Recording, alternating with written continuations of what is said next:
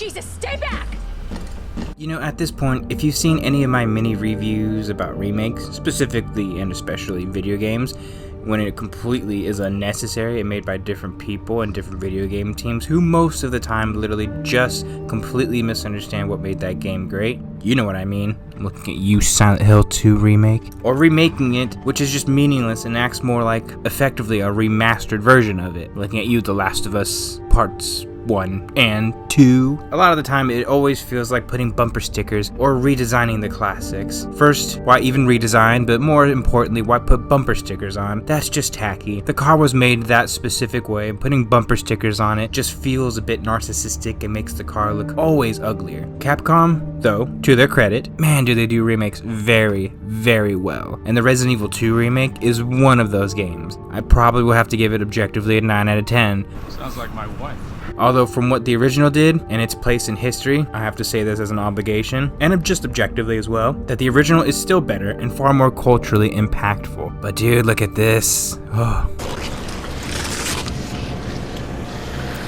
God, that RE engine looks beautiful sometimes. As you have seen, what a wicked beautiful game this is. The textures, the level of detail, this is by far my favorite looking Resident Evil game. It's the audio equivalent to me. What's a good example? It's like me listening to that banger of a song and listening to it on repeat over and over and over and over again. At least until you finally reach that point after 3 months that you probably need to venture into other genres of music or hobbies because you're probably not in a healthy place and state of mind listening to the same song over and over and over again. The animations are varied, all the character models look spectacular, and are exceptionally voiced and acted. This game even today gives me the sweats, and by that I mean just, sweaty hands from nervousness, brought on subconsciously though. I'm not a chicken by any means, but every time I'm in the garage waiting for the dogs or the lickers just to attack me and strike, I'm just like, The game's story is, relatively speaking, a modern and meaningful adaptation of the original game story. People hear modern storytelling and sometimes probably worry. Don't worry, it's not an American game, it's Japanese. You're safe in this department for the most part. Even then, storytelling back then was limited to the hardware of the time, sometimes being unable to tell the stories they wanted to tell. But this is why I think remakes can be good, is that, especially if it's the same creators, you can actually flesh out these story ideas, story beats, generally speaking, and give much more concrete details and make things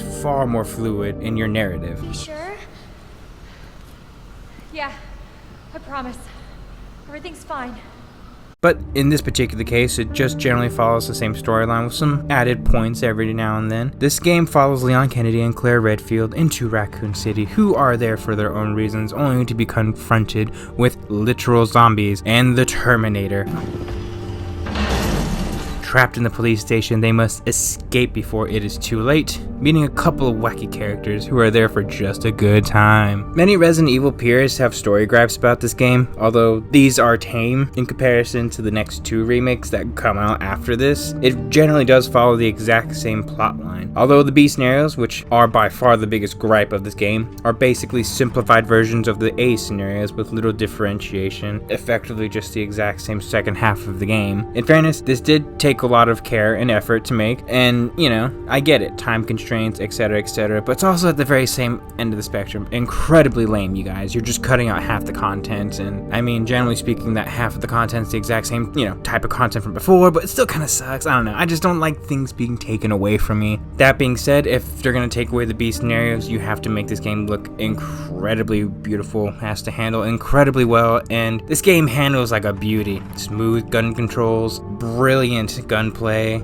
everything is just incredible. The enemies are difficult, but not too much of a challenge, and at least tough enough to where strategy is absolutely required when playing this game, because you will require a lot of thinking in order to just properly map out the police station, remembering which zombies are where, ammo, and of course, the guy who's gonna give it to you. Mr. X, with a face a mother would be horrified believing their child has the Benjamin Button disease, is the best and, in my view, a near perfection of the stalker enemy system. He is relentless, persistent. He's like that girl that hangs around famous athletes just trying to snatch one up and will do just about anything except enter a safe room. This game in review is generally going to be short and sweet. This game is special to me. I played this game with the hesitation that my expectations would not be met. That, like, many remakes, even ones coming from the company best known for them, them, I did not want to believe the hype. I hate being left on red, if you know what I mean. But my goodness, the feelings of satisfaction, excitement, and completion. Not that kind of completion. I don't know where I'm going with this. But the type where you feel fulfilled. It's like that trip to Europe where you actually did have a good time. Although I will say never go to Europe during the summer. They do not believe in air conditioning. This game came out at just the right time and is the game that sufficiently brought on what I consider the Resident Evil renaissance. People still skeptical of Resident Evil 7 no longer felt the need to be worried due to how immense and incredible this game is. It's a masterpiece in most senses, and really only looked down in comparison to its origins and the cut content. If you want to cut it down because of the taking out of the beak scenarios or certain aspects of cut content, I 100% agree. I will not argue that. But hey, I do get a Gatling gun. Cheers.